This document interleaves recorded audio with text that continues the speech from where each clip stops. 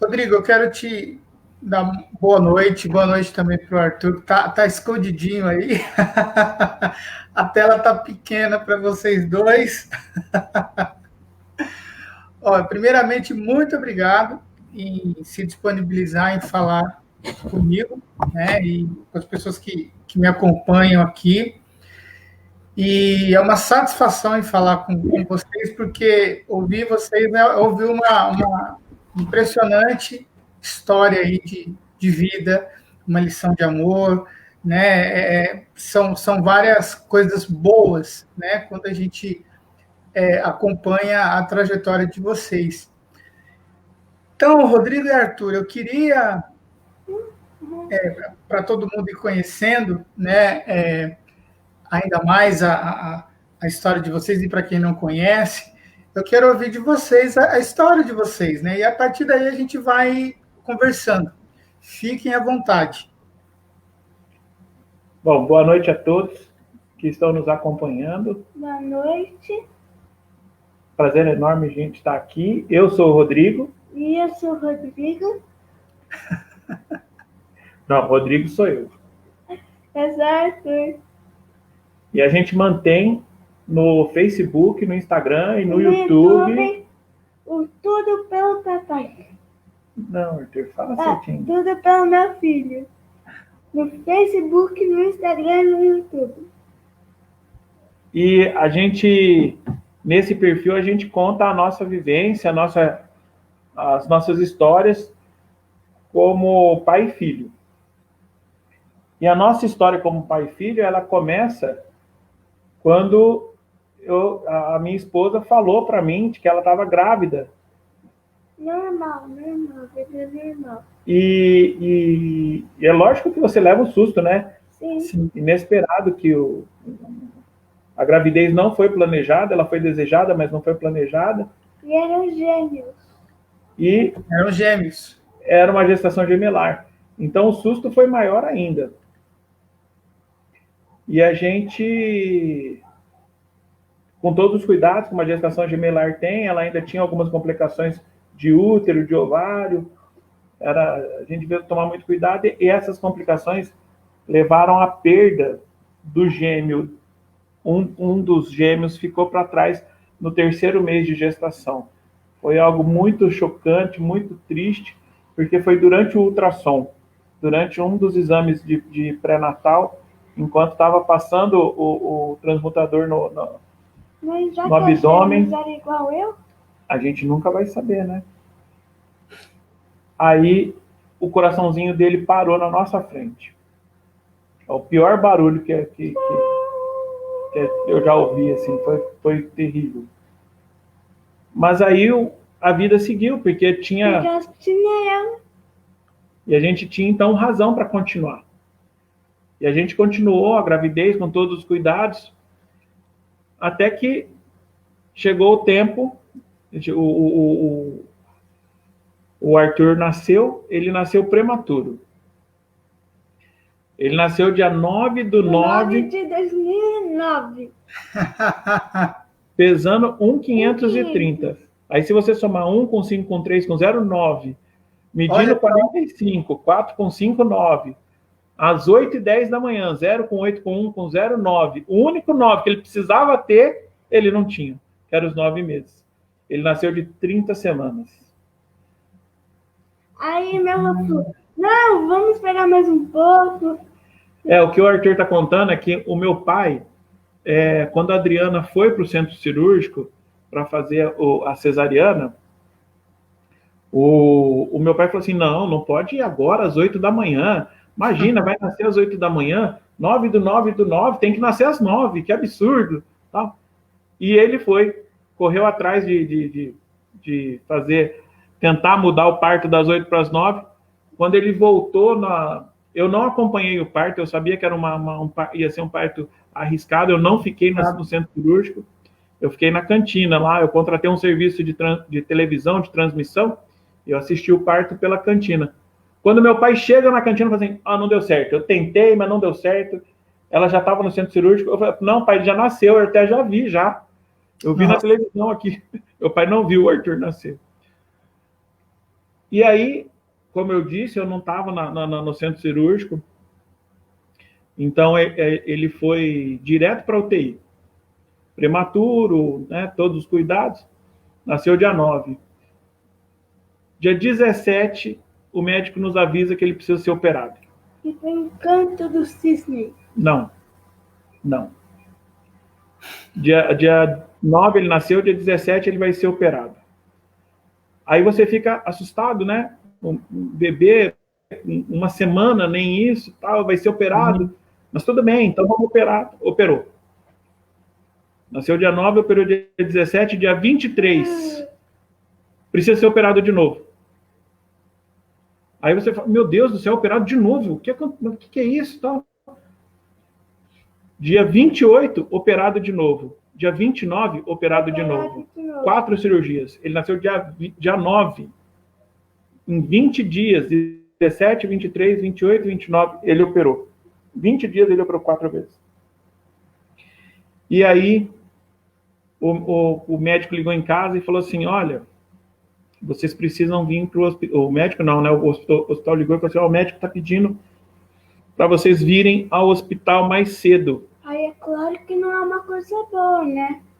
Seu filho está na UTI, o médico pede para você chegar mais cedo, né? Então a gente já foi com o coração pequenininho. Aí o médico chamou a gente dentro da UTI e falou assim, olha, o Arthur está mal, o Arthur está péssimo, o intestino está horrível, o rim dele está com problema, o coraçãozinho dele está falhando. E ele começou a falar tudo isso e, de repente, eu me senti... fora do corpo, que ele está assistindo. Sabe quando você recebe uma má notícia e fala assim, não é comigo? Aí você, pum, aí você fica lá só assistindo, né? Tá? Não é comigo mesmo. Só que nessa de eu me desligar do médico, eu comecei a ouvir acorde o leito 4, acorde o leito 4. Ai. E o leito 4 era o Arthur. E aí, quando eu percebi que era de novo aquele barulho que eu tinha ouvido, aquele barulho que tinha me esfaqueado o coração, e era como um filho meu, né? De novo com um filho meu, e eu estava atordoado com o que o médico estava falando, uma enfermeira chegou e falou assim, o senhor pode dar licença um minutinho? A gente precisa de espaço aqui na UTI. Sabe aquele cachorrinho que fica na chuva, na porta para não se molhar? Que nem um cachorro que é colocado para fora no meio da tempestade. Eu fiquei encostado na porta, querendo entrar. Não tem como você ir embora. E aí, dali a pouco, a enfermeira saiu e falou assim, olha, tá tudo bem, ele se recuperou, tal. O senhor teve a impressão, mas não foi nada disso. Tá? Aí, no dia, isso foi então 29 de setembro, dia 5 de outubro, o rim dele parou, 30 horas sem fazer xixi. 30 horas sem fazer xixi, o rim dele para de novo no dia 11 de outubro, 30 horas sem fazer xixi. Aí o médico pegou, o médico falou assim, olha, o Arthur tem 1,5 kg, para fazer a hemodiálise precisa ter 3 quilos, pelo menos 3 quilos, então nós vamos tentar fazer uma hemodiálise com ele, não é certeza que vai dar certo, você precisa dar uma autorização. Aquela que você deu para a cirurgia não vale, tem que fazer uma outra, passa aqui no centro cirúrgico, antes que dê 36 horas sem fazer xixi. Eu falei assim, então eu vou fazer a visita na UTI, quando acabar a visita na UTI, eu passo aí e... Aí ele passou lá. Aí eu passei na UTI, na hora que eu cheguei na UTI, o Arthur estava lá dentro da incubadorazinha pequenininho, parecia um mico-leão dourado, com o pelinho vermelho, assim, cobrindo o corpinho dele. Tudo seco. Ele magrinho, o tubinho sequinho, a ampola sequinha, não tinha nada. Aí abre a janela, seguro na mãozinha dele, abro a outra janela, seguro na mão da Adriana. Aí falou, a oração do Pai Nosso, faz a oração do Pai Nosso. Aí quando ele falou, virares do mal, amém. Quando ele abriu os olhos, eu já tinha feito tudo o que devia fazer. Ele começou a fazer xixi e não parava. Aí a médica falou assim, olha, calma, porque pode ser o canto do cisne. Pode ser que ele não... Esse xixi, na verdade, é a despedida dele. E aí a enfermeira, o Arthur usava a fralda RN dele, era grande. Então era uma fraldinha especial que dava feita sob medida. Aí a enfermeira falou assim: ele está sem fralda. O senhor pode trazer mais? Eu falei assim: eu vou buscar lá em casa e já trago. Mas eu tinha a fralda no carro. O que eu fiz foi descer e ir para a capela. Eu com a minha esposa fomos para a capela do hospital e ficamos em oração. Aí eu falei assim: nós vamos ficar aqui em oração por 1 hora. Quando der 1 hora, você pega o pacote no carro e leva lá para a UTI. E aí, dependendo do que acontecer, eu vou para o centro cirúrgico. Vamos ver o que a UTI tem para falar para a gente. Aí ela subiu, foi com a fralda. Na hora que ela desceu, na hora que abre a porta do elevador... Ela ficou chorando. A médica me falou que era o canto do cisne. Podia ser o canto do cisne. Abre a porta do elevador e sai a minha esposa chorando. O que eu pensei? Não deu certo. Aí aquilo, de novo, meu coração explode e se estraçalha. E aí, de repente, ela sorriu. Ela sorriu, veio na minha direção, me abraçou e falou: todo o xixi que o Arthur precisava ter feito nas últimas 30 horas, ele fez nessas 2 horas que a gente está aqui no hospital. E daí para frente o Arthur só melhorou, ficou tudo ótimo. Foi para casa, mas quando ele foi para casa, a gente tinha que se adaptar a ele. Porque 4 cirurgias no intestino, ele chegou a ficar com uma ileostomia, né? De tanto tomar antibiótico, ele teve problemas com o rim dele, né? A gente tinha que então controlar a alimentação para tentar chegar num ponto em que ele pudesse se recuperar sem ter que tomar remédio, né? Lógico que orientado por nutrólogo, orientado pelo pediatra, a gente tentava acertar o ponto com ele. Então, por exemplo, assim, o sonho de toda mãe, né? Leva o bebê para casa, vou dar frutinha amassada. Não era qualquer frutinha amassada que servia para ele. Tipo, era só banana maçã, não podia comer banana prata. Banana prata era uma péssima ideia. Uma fruta que toda mãe dá para o filho, abacate. O Arthur não podia tomar. A banana prata, a gente descobriu. A banana prata solta. A banana prata solta e a maçã prende. Olha só. A gente aprendeu isso às duras penas. Pois é. E uma fruta que toda mãe dá, porque diz que deixa a criança forte, né? Abacate. Não podia dar abacate para o Arthur. Doce, não podia dar doce. Então a gente foi aprendendo, né? Quando a gente já estava, então, o Arthur já estava começando a querer ficar numa condição normal, de criança normal. Ele estava com 3 aninhos, mais ou menos. A Adriana precisou viajar para Ribeirão Preto para trabalhar. E aí ela pediu, no caminho, ela me ligou, ela me pediu umas informações sobre um processo judicial. Eu sou advogado, mas eu não era advogado dela. Ela falou assim: eu estou tentando falar com o meu advogado, não estou conseguindo. Você tem condição de ver para mim um processo? Eu falei: tenho. Qual que é o número? Ela falou: não sei. Eu falei assim: qual que é o nome da outra parte? Não sei. Aí, qual que é o nome do seu advogado, então? Não sei. Eu falei assim: então não tem como procurar o processo. Você não sabe nada do processo, como é que eu vou procurar? Assim, então tá bom, daquele jeito com raiva.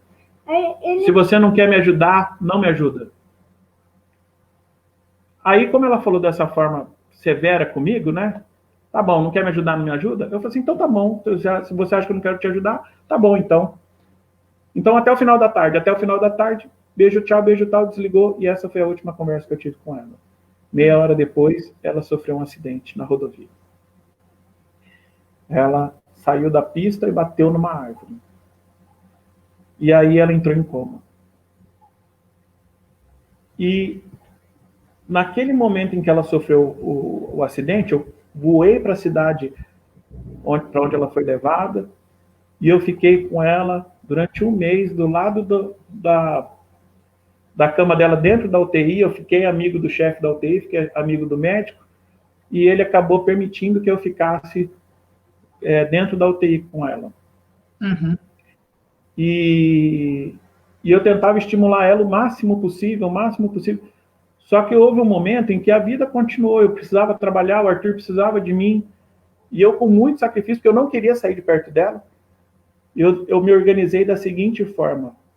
Eu ficava com ela 4 dias no hospital, 2 dias trabalhando e um dia comigo. Um dia com o Arthur. Então, eu trabalhava fora, eu trabalhava em outra cidade. Taquaritinga. Então, eu ia para São Paulo, ela estava internada em São Paulo, eu ia para São Paulo, ficava 4 dias. Vinha para Taquaritinga, que era a cidade onde eu trabalhava. Eu vinha para Taquaritinga, trabalhava um dia, dormia, trabalhava o outro. Vinha para São José do Rio Preto, onde a gente mora. Amanhecia em Rio Preto, brincava com o Arthur o dia inteiro e à noite ia para São Paulo. Então eu não acordava com o Arthur, não dormia com o Arthur, mas passava o dia inteiro com ele. O dia era só meu. E o dia era só do Arthur. Nesse dia que eu encontrava com o Arthur, eu colocava uma roupa de super-herói. Pra falar que tá tudo bem, que não precisa se preocupar comigo. Seu pai é o Batman, seu pai é o super-homem, que você está preocupado? Pode deixar que eu resolvo tudo. E aí... Eu dei uma... Vamos brincar de pega-pega? Vamos brincar de pega-pega. Aonde você encontrou forças, né? Para, de um lado, você ter que segurar essa onda com sua esposa, numa situação gravíssima, e, em contrapartida, você tentar deixar essa impressão boa para o Arthur, né? Como que você conseguiu lidar com isso? Olha, não foi fácil. Porque foi assim, com relação ao trabalho, a continuar trabalhando, a motivação era pagar as contas, né? Eu precisava... Advogado não tem salário, então se você não trabalha, você não tem dinheiro. Então, sim, eu precisava trabalhar. Os meus clientes foram muito tolerantes, foram muito compreensivos, então, mas mesmo assim, eu precisava trabalhar. Com relação a Adriana, o que me motivava a ficar lá, claro que além do amor, é o fato de acreditar que estimulando eu conseguiria fazer com que ela apresentasse alguma resposta. E eu, sinceramente, acho que a gente conseguiu isso. De alguma forma, a gente conseguiu. E com relação ao Arthur, como não, né? A própria... Eu, inclusive, costumo falar isso. O Jesus é o caminho. Eu não tenho dúvida nenhuma com relação a isso. Arthur é o GPS. Jesus é o caminho, mas Arthur é o GPS. Mas essa agendinha dele, essa agendinha, não deu certo. Por que a agendinha? Essa agendinha de ficar... Mas então, não estava tudo, não vamos dizer que estava tudo indo bem, o fluxo estava indo, eu fui tomado pelo fluxo e a coisa estava indo, até o dia que o Arthur me deu uma punhalada no coração. E ele chegou para mim e falou assim: pai, com 4 anos, pai, a mãe está no hospital porque ela está doente. Mas e você, por que você está no hospital? Eu falei, para cuidar da mamãe. Mas eu não quero. Aí ele falou assim, e quem cuida de mim? Aí ele falou, a vovó. Porque ele ficou com a minha sogra. Certo. Aí ele falou assim, eu não quero ficar com a vovó, eu quero ficar com você. Aí ele desmontou tudo de novo para ficar comigo. A estrutura que eu tinha acabado de montar para conseguir atender todo mundo, desmanchei de novo para poder atender o Arthur. Acabou. E aí eu tive que me reinventar mais uma vez, tive que me reestruturar mais uma vez para poder ficar com o Arthur. Aí no primeiro dia desse mês da escola. Não, você está antecipando. Nossa. Aí, em julho de 2014, a Adriana morreu. E aí, quando ela faleceu, eu, para ser sincero, eu não fiquei triste. Eu fiquei grato. Grato porque ela me deu a chance de ser o marido dela. Grato porque ela me deu a chance de ser pai do Arthur. E grato porque ela tentou ficar. Uhum. Grato porque eu sabia que ela tinha se esforçado muito para permanecer conosco por aqui. Mas chega uma hora que realmente é o momento de partir, não adianta você insistir, né? E aí, então, ela foi em paz, a gente aqui ficou em paz, eu tem um sentimento de gratidão muito forte. É o amor convertido em gratidão, né? Que é o amor mais sublime que pode ter, né? A gratidão. Sim. E é aí, um desapego, né? totalmente. O que ela pode fazer por mim hoje? E mesmo assim, ainda assim, eu a amo, né? Sim. E aí, com isso, eu e o Arthur, a gente, então, a gente precisa se retomar a nossa vida, e as pessoas começaram a perceber, começaram a perguntar para a gente por que a gente conseguia levar a vida sem tristeza. Uhum.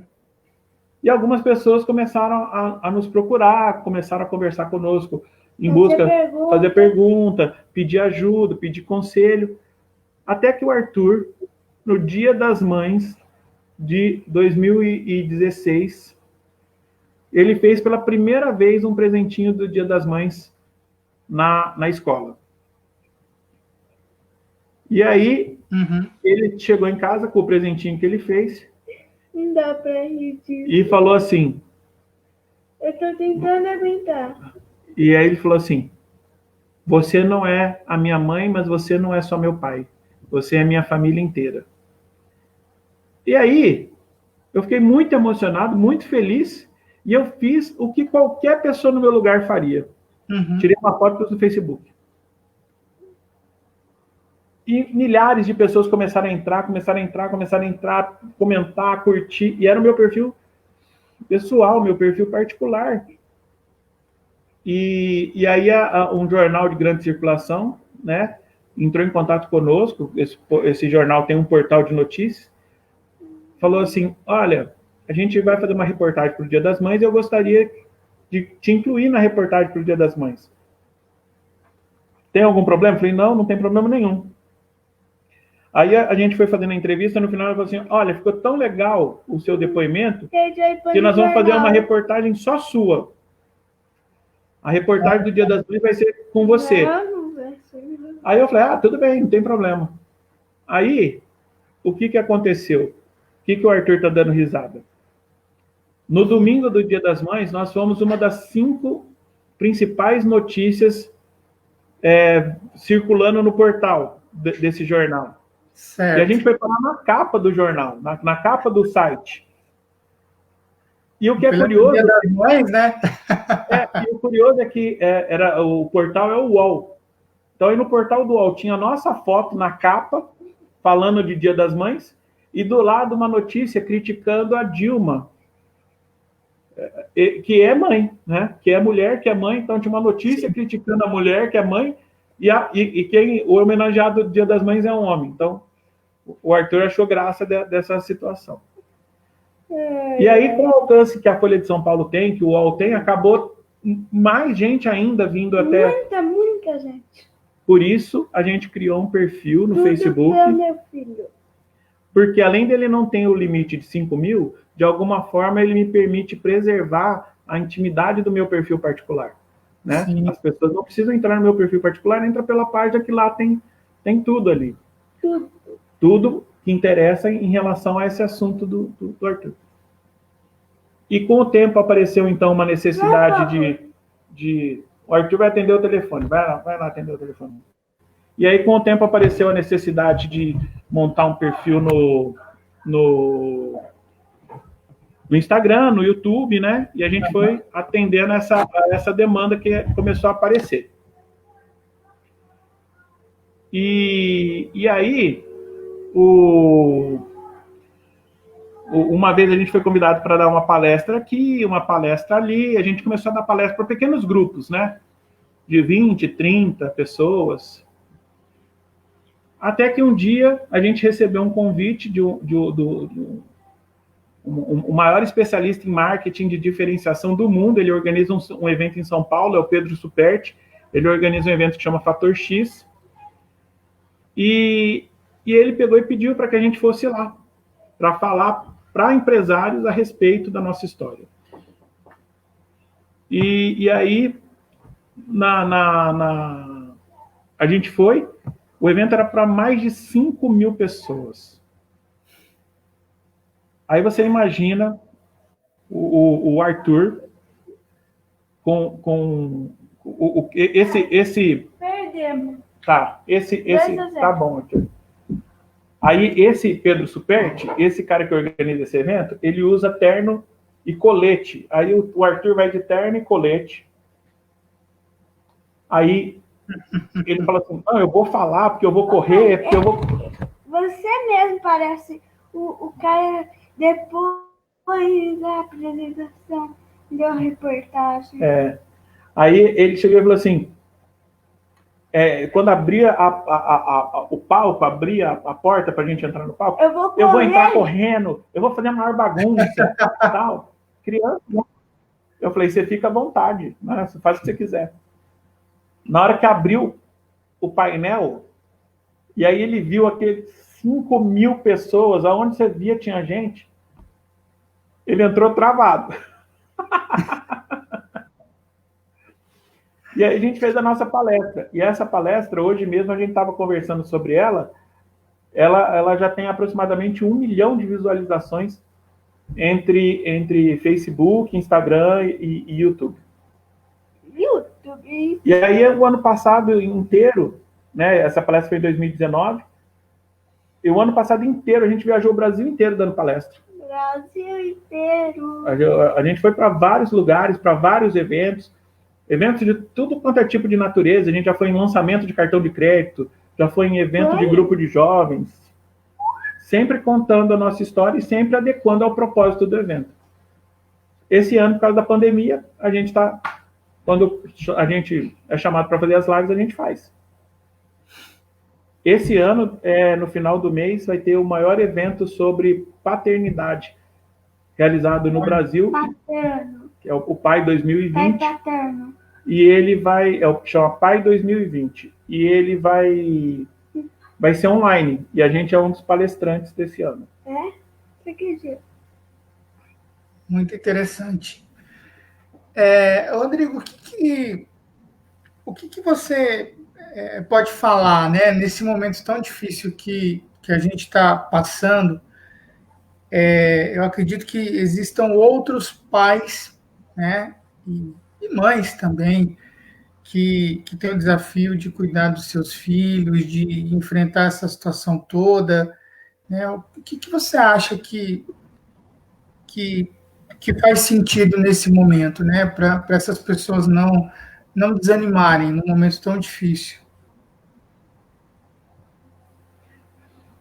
O que eu acho assim que a gente tem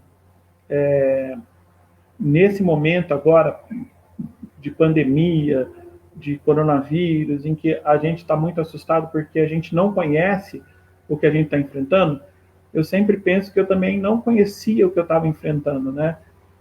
Então, o médico falava para mim, por exemplo, assim, olha, sua esposa está com uma lesão axonal difusa. Uhum. E é um termo que não faz parte da minha vivência. Então, sim, né? Aí ela tá. Espera eu falava pouco, assim, que meu pé tá gelado e eu vou pôr um sapato. Pode ir. Aí falou assim, a gente sabe que ela não está se comunicando, porque eu falava assim, eu acho que ela tem algum nível de consciência. Ou não, ela não deve ter nenhum nível de consciência porque ela está anisocórica. Então, eu também não sabia muito bem o que tinha no meu dia. Era o primeiro ano de escola do Arthur. Nossa. O Arthur entrou na escola, 2, 3 semanas depois foi um acidente. Então, o que a gente tem que... Qual que é a minha sugestão quando a gente se depara em uma situação em que a gente não está preparado, em que a gente não tem conhecimento para entender o que está acontecendo? Primeira coisa, confiar em Jesus, confiar em Deus. Porque tudo o que acontece em razão de um propósito da obra do Senhor. Não vai acontecer nada que não tenha um propósito. Me incomodava muito quando as pessoas falavam assim para mim, assim, não, a sua esposa, ela vai melhorar, se Deus quiser, Ele há de querer. Como se fosse uma obrigação Deus querer. Esse há de querer é muito vontade nossa, né? E se Deus não quer? E se Deus, na verdade, tem outro plano? E se ela acabou a missão dela na Terra? Né? Então, não adianta eu falar, se Deus quiser, se eu não estou realmente preparado para o que Deus quer. Né? Você teve então, a primeira coisa que eu acho que a fundamental para você conseguir ter essa capacidade de enfrentamento é confiar em Deus. Sim, com certeza. Você teve medo nesse período? Olha, na verdade, eu tenho mais medo agora do que naquela época. E não que naquele tempo eu não tivesse motivo para ter, mas naquele tempo eu estava tão tomado pelas aflições, como um atleta que está correndo. Você está correndo, você não sente dor, né? Você está correndo, aí quando você para, começa a doer. Igual quando você começa a fazer exercício na academia, enquanto você está fazendo não dói, aí você chega em casa, dói tudo, né? Então, foi bem assim. Naquela época, por exemplo, assim, eu tinha medos pontuais. Medo de que a prótese não servisse, a prótese da Adriana não servisse diante das medidas que foram tiradas, medo de que, por acaso, ela ficasse... Eu me lembro que uma vez ela ficou bem vermelha e começou a ficar bem quente, e eu tive a impressão, né, conversando com ela, tentando estimular, eu tive a impressão de que ela estava querendo virar, ela estava querendo mudar de posição, e quando mudou de posição, ela voltou a ficar com um tom de pele normal, ela não ficou mais vermelha, e a temperatura baixou. E eu fiquei pensando naquilo, né? Será que ela está confortável? Será que... Imagina você não poder se mexer e estar com uma coceira no ombro. Né? Como é que você vai falar para alguém coçar o seu ombro? Eu tinha medo de perder o ônibus, de não conseguir pegar o avião, de não chegar a tempo. Então eram medos assim, mas que de curto prazo, né? Vamos dizer assim. Agora hoje eu tenho um medo que me acompanha e ele é de prazo, ele é de tempo indeterminado, ele é de longuíssimo prazo, na minha opinião, né? Que é o medo de partir enquanto o Arthur for pequeno. Uhum. É lógico que eu tenho, como eu acabei de falar, eu sei que tudo coopera para a obra do Senhor. E é lógico que eu sei que se o Senhor falar que essa é a minha hora e me levar, existe algum propósito, existe alguma razão que não cabe a mim questionar, contrariar, e que vai cooperar para o bem da sua obra. Mas, por outro lado, em razão da minha miserabilidade, em razão da minha pequenez humana, eu ainda assim me aflijo. Uhum. E qual que é a situação, a condição para superar essa aflição? Oração. Né? Me lembrar o tempo todo. Quando a gente faz a oração, a gente fica... Deus não precisa ser adorado. Se ninguém orar por Deus, Deus ainda é Deus. Deus não precisa da nossa oração. Nós devemos orar para que nós nos lembremos da nossa pequenez e da grandeza dele. Eu me lembro, uma das passagens da Bíblia que eu acho mais interessante é a do cego Bartimeu. Jesus estava passando pela cidade e o cego estava pedindo esmola. Ele ouviu o barulho da multidão acompanhando Jesus, ele perguntou o que estava acontecendo. Aí falou assim, é Jesus que está passando. E ele começa a gritar, Jesus, filho de Davi, tenha compaixão de mim. E ele começa a gritar isso com muito entusiasmo, começa a pular, começa a atrapalhar as pessoas, e todo mundo mandando ele calar a boca. Fica quieto, Bartimeu, você está atrapalhando. E ele gritando cada vez mais alto. Jesus, filho de Davi, tenha compaixão de mim. Jesus para e fala para trazerem um cego até ele, e ele fala para Bartimeu, o que tu queres que eu faça? Nós estamos falando de Jesus. Ele sabia de tudo, ele era o Filho de Deus, e ele está diante de um cego. Mesmo que ele não fosse o Filho de Deus, é lógico que ele sabe o que Bartimeu quer. Qualquer um sabia o que Bartimeu quer. Bartimeu quer voltar a enxergar. Mas Jesus pergunta, Bartimeu, o que você quer? E todos os dias, todas as noites, Deus nos pergunta: filho meu, o que queres de mim? Então, a oração é para que a gente se lembre da grandeza de Deus e da nossa pequenez. É claro que tem pessoas que vão fazer pedidos que demonstram claramente a nossa pequenez. Sim, e tem sim. pessoas que vão fazer pedidos que vão demonstrar claramente qual é a grandeza de Deus. E com relação a essa demonstração de grandeza, eu me lembro de uma outra passagem da Bíblia, que é a da mulher hemorrágica. Jesus estava na cidade, e aí falaram para ele que o rabino, a filha do rabino, estava muito doente e estava prestes a morrer. Então ele estava indo na casa do rabino. E a multidão no meio do caminho, em volta de Jesus, pedindo ajuda, pedindo milagre, pedindo a cura, pedindo a bênção. E aquela multidão, Jesus andando no meio da multidão com dificuldade, ele não estava conseguindo chegar na casa do rabino. De repente ele para. Aí ele fala assim: quem me tocou? Aí Pedro fala assim: não, o senhor está de brincadeira. Quem tocou o senhor? Olha, tem 12 apóstolos aqui para te cercar, para te proteger, porque todo mundo está te tocando. Quem tocou o senhor? Não, o senhor, todo mundo. Aí ele falou assim: não, alguém, dentre todas essas pessoas, uma me tocou, porque de mim saiu graça. Dentre todas essas, dentre as milhares, para uma, de mim saiu graça. Milhares de pessoas fazendo pedido, milhares. E por que para aquela pessoa saiu graça? A mulher aparece e fala assim: fui eu que toquei. Porque eu sou viúva, eu fiquei doente, eu perdi tudo que eu tinha na busca da cura da minha doença, e o que aconteceu foi que eu não fui curada. E a minha última chance, a minha última esperança era o Senhor. Então eu me rastejei entre as pessoas, eu me deslizei pelo chão, engateei, me humilhei, rastejei para chegar até o Senhor e tocar, só para tocar na sua túnica. E agora eu estou curada. Olha o que ela precisou fazer. Ela precisou perder tudo que ela tinha. Ela precisou reconhecer a pequenez dela. E não foi porque Deus pediu. Não foi Deus que mandou ela fazer isso. Quando ela falou assim: olha, Senhor, sem ti eu não sou nada.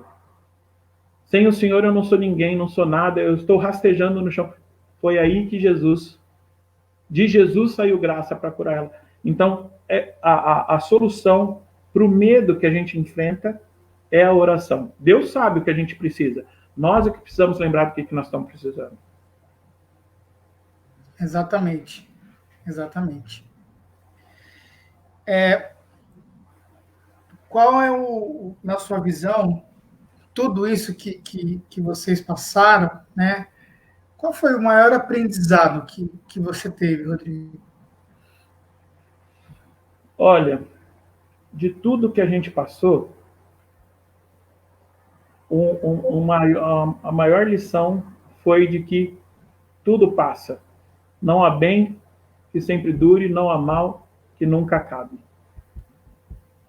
Então, chore com os que choram, ria com os que riem, console os que precisam ser consolados.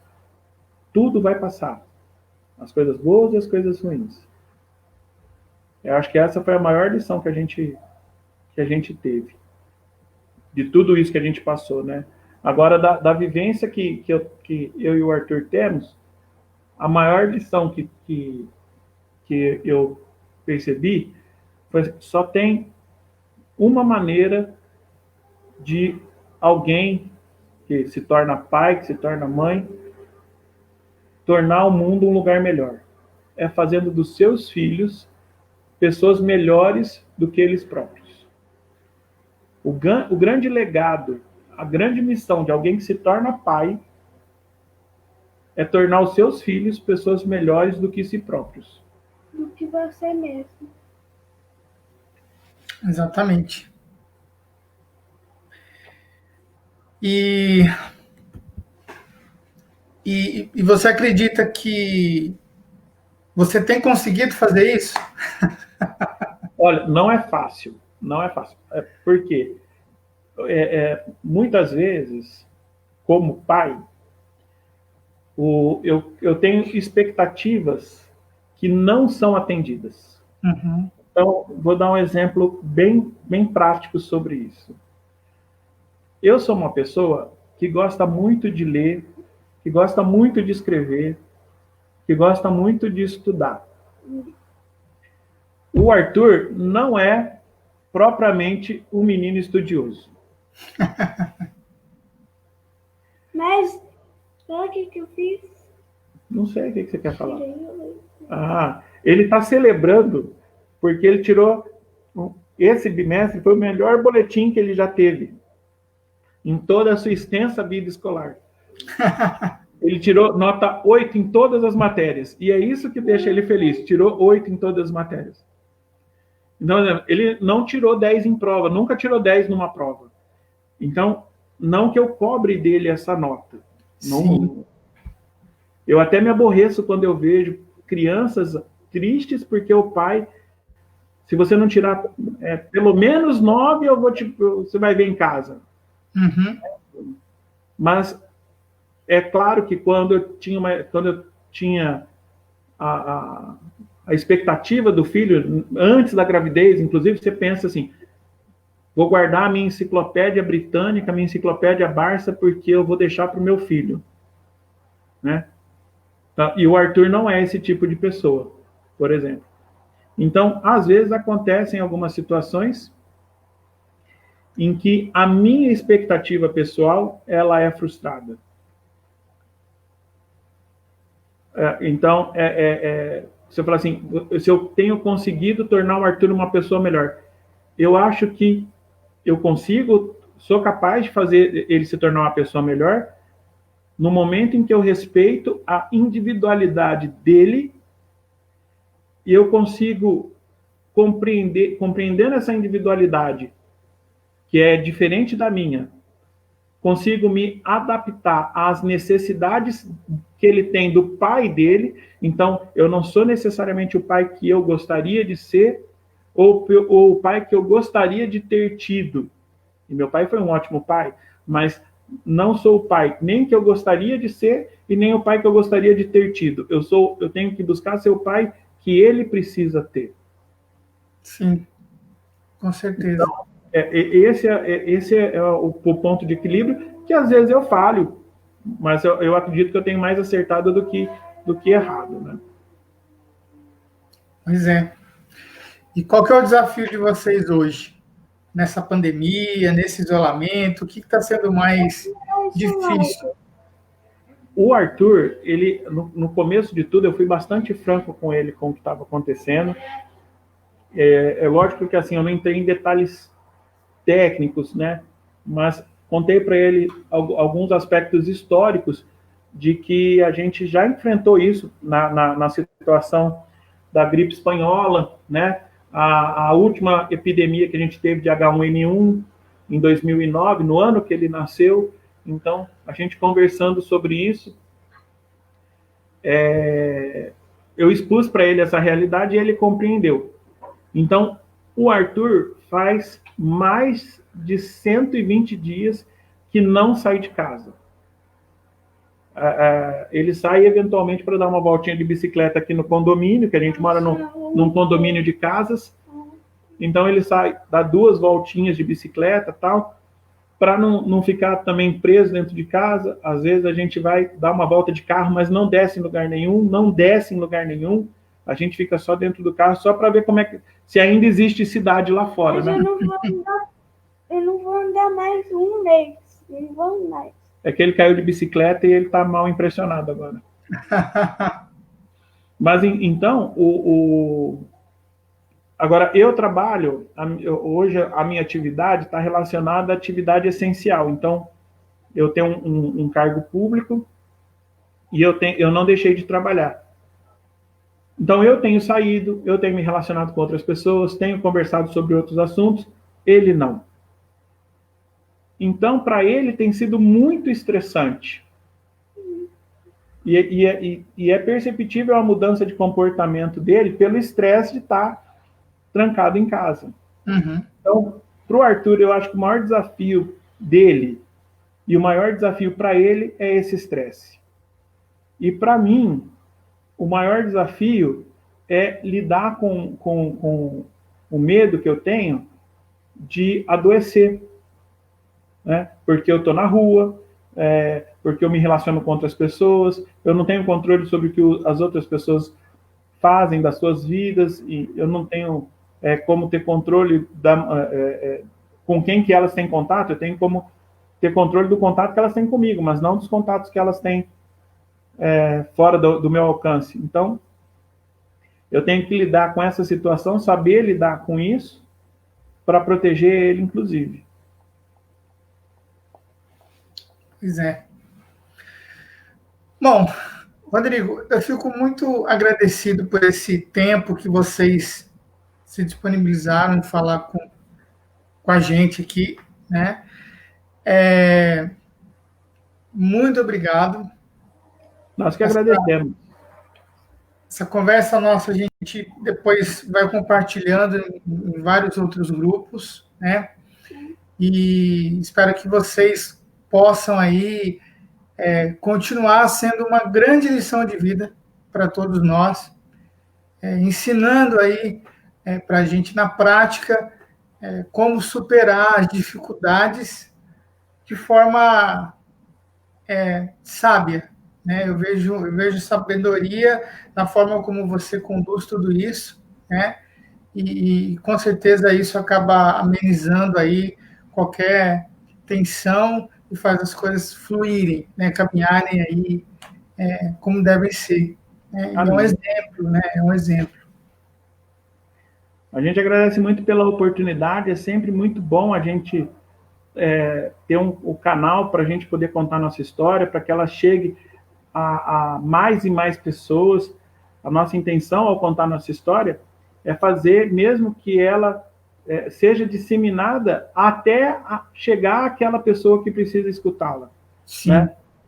Porque a gente não sabe quem que está precisando dela. A gente tem um retorno no nosso feedback pela página, nos comentários, nas mensagens que a gente recebe, de pessoas que realmente tiveram as suas vidas tocadas e mudadas, né?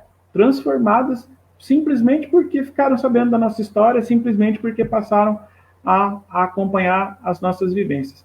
Então a gente tem consciência, não é motivo de orgulho para a gente isso, de maneira nenhuma isso nos traz qualquer tipo de orgulho, porque para nós, na verdade, é uma missão e que está em cumprimento ainda, não é uma missão cumprida, é uma missão que está em cumprimento. Outro dia eu estava conversando com a minha namorada Karina e a respeito disso, né? Ela estava falando sobre o nosso trabalho através dos perfis nas redes sociais e eu falei para ela uma coisa que depois eu fiquei pensando muito a respeito disso. O martelo não se orgulha do trabalho do marceneiro. O que o martelo quer é ser um bom martelo. Quantas vezes ele bater no prego, em quantos pregos ele bater, isso não o torna um martelo melhor. Mas pode tornar o marceneiro um profissional mais habilitado. Nessa obra do Senhor que é a vida, né? A nossa convivência humanitária, nossa convivência como humanidade, eu sou só um martelo. O Arthur é uma chavinha de fenda. Agora eu sou só um martelo, só. Não, você aquele negócio assim, ó. Muito bom. Rodrigo e Arthur, muito obrigado por vocês conversarem aí com a gente. E até uma outra oportunidade. Eu desejo tudo de melhor para vocês, muita felicidade, muita luz. Para você também. E que tudo possa acontecer de melhor para vocês. Amém. Obrigado, viu? Boa noite para todos vocês. Boa noite. Tchau, tchau.